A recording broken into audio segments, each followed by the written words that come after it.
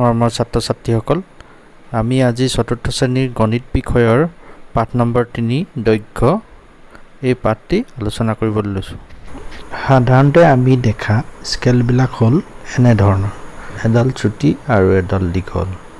এতিয়া আমি যিকোনো এডাল স্কেল লৈছোঁ।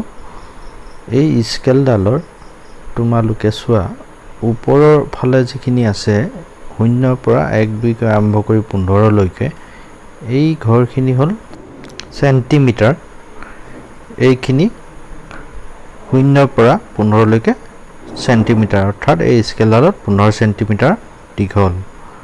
ঠিক সেইদৰে তলৰ ফালে আছে 0 পৰা 6 লৈকে, এই ঘৰখিনি হ'ল ইঞ্চি। আমি যিকোনো এটা বস্তু ইঞ্চিত জুখিবৰ বাবে এই তলৰ সাইডটো ব্যৱহাৰ কৰোঁ।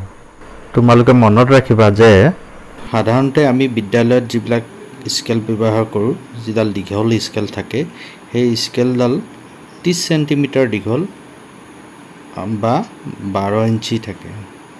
ঠিক সেইদৰে যিডাল চুটি স্কেল, তোমালোকৰ জ্যামিতি বক্সত যিডাল স্কেল আহে, সেই স্কেলডাল 15 সেন্টিমিটাৰ দীঘল বা 6 ইঞ্চি দীঘল। এতিয়া আহাচোন আমি তোমালোকৰ গণিত বিষয়ৰ কিতাপখন কিমান সেন্টিমিটাৰ দীঘল আৰু কিমান সেন্টিমিটাৰ বহল তাক আমি জুখি চাওঁ স্কেলৰ সহায়ত। এতিয়া আমি প্ৰথমতে স্কেলডালৰ সেন্টিমিটাৰৰ দিশটো কিতাপৰ দৈৰ্ঘ্যৰ লগত মিলাই ল'ব লাগিব। প্ৰথমতে সেন্টিমিটাৰৰ সাইডটো আমি কিতাপখনৰ কাষলৈ লাহেকৈ লৈ আহিম আৰু যিফালে 0 আছে সেই 0টো কিতাপখনৰ এটা মূৰত এনেদৰে লগাই দিম।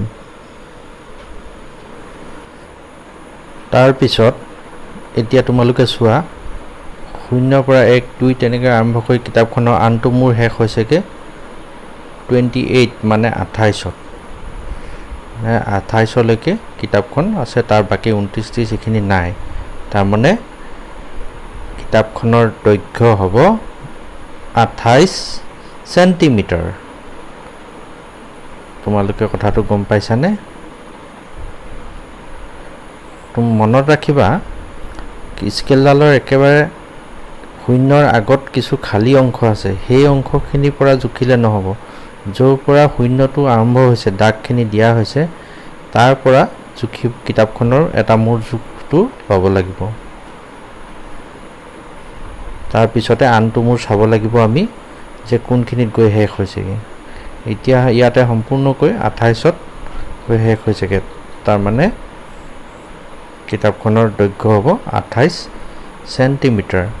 যদি 28 সেন্টিমিটাৰতকৈ এঘৰ বেছি বা দুঘৰ বেছি হ'লহেঁতেন, সৰু সৰু ফুট ফুট থকা এনেকুৱা 10 ঘৰ আছে, এইখিনি হ'ল মিলিমিটাৰৰ ঘৰ।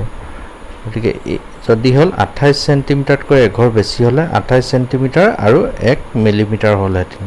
তোমালোকে নিজৰ স্কেলডালত 0ৰ পৰা 1লৈ কেইঘৰ আছে হিচাপ কৰি চাবাচোন। নিশ্চয় 10 ঘৰ পাবা, অৰ্থাৎ 10টা দাগ দিয়া আছে।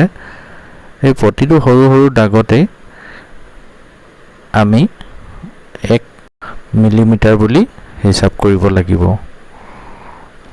অৰ্থাৎ এনেকৈ 1 2 কৰি 10 মিলিমিটাৰ সমান 1 সেন্টিমিটাৰ হয়। গতিকে কিতাপখন আমি জোখোতে 28 সেন্টিমিটাৰতকৈ যদি দুঘৰ বেছি পাওঁ বা 3 ঘৰ বেছি পাওঁ, তেনেহ'লে আমি ক'ব লাগিব যে কিতাপখনৰ দৈৰ্ঘ্য হ'ব 28 সেন্টিমিটাৰ 2 মিলিমিটাৰ বা 28.2 সেন্টিমিটাৰ।